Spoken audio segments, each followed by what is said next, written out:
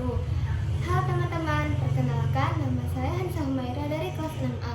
Pada kesempatan kali ini, saya akan melakukan tugas praktik bahasa Indonesia, yaitu wawancara dengan orang tua saya dan saya sebagai pewawancaranya. Kali ini saya akan mewawancarai ibu saya, Bunda Sita Rahma, sebagai narasumber yang akan berbagi pengalaman dan kisah perjalanan hidupnya. Halo, Assalamualaikum. Mohon disimak ya. Pertanyaan pertama, bisa ceritakan sedikit tentang diri Bunda? Oke, Bunda itu anak kedua dari 3 bersaudara. Bunda lahir di Bekasi, terus besar sampai sekolah sampai kelas 1 SMP di Jakarta. Terus mulai dari kelas 2 SMP sampai kelas 2 SMP sampai kelas 3 SMP tuh pindah ke Tulungagung.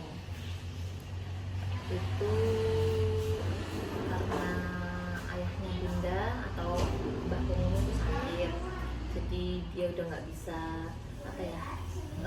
kembali ke Jakarta lagi buat kerja gitu kan.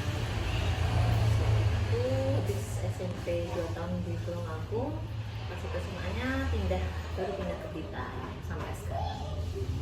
Oke. Pertanyaan kedua, apa pekerjaan Bunda saat ini? Gimana ya, bingung sih jawabnya.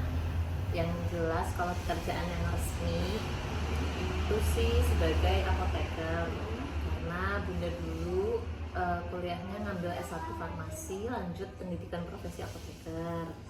Kalau pekerjaan yang nggak resminya ya sebagai ibu rumah tangga, mengasuh anak-anak di rumah, mengatur keberlangsungan kehidupan di rumah supaya semuanya berjalan dengan baik dan lancar, sambil nyambi jualan di toko spare part sepeda motor.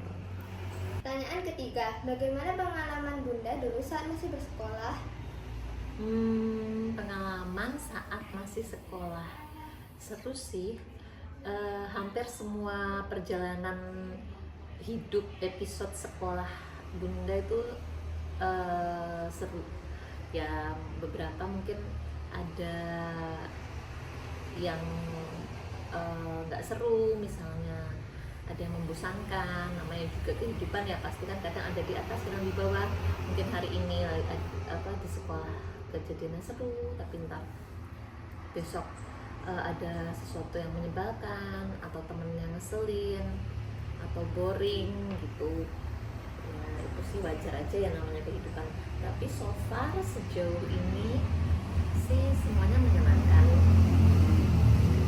Bunda dulu juga alhamdulillah banyak teman, banyak ikut kegiatan juga. Dulu pas di SMP ikut OSIS juga, jadi bendaharanya. Biasa sih, terutama pas masih SD sama SMP itu. Terus mungkin mulai SMA ya, karena sebelumnya Bunda nggak pengen pindah, pengen tetap SMA di Tulungagung, tapi karena Uti pindah ke Blitar, akhirnya kan jadi ikut pindah. Itu tuh mulai kayak merasa kayak kurang greget gitu loh. SMA tuh kayak biasa aja gitu, kayak karena mungkin pengennya kan di Tulungagung ya. Terus habis itu kuliah itu juga senang sih, seru. Apalagi Bunda kuliahnya dulu S1 nya kan di Jember, jauh, 7 jam perjalanan dari rumah. Itu sih yang tantangan banget, tapi alhamdulillah semuanya bisa terlewati. Pertanyaan keempat, pengalaman tersulit Bunda selama hidup ini? Pengalaman tersulit itu kayaknya mulai terjadi, mulai terasa. Yang paling besar damage-nya itu malah setelah menikah. Jadi alhamdulillah dari masa kecil melalui masa sekolah, SD, SMP, SMA, kuliah itu semuanya alhamdulillah smooth dan menyenangkan menurut Bunda. Cuma ujian terbesar itu datang malah setelah menikah, karena kebetulan Bunda habis lulus apoteker itu selisih berapa bulan habis wisuda itu langsung nikah.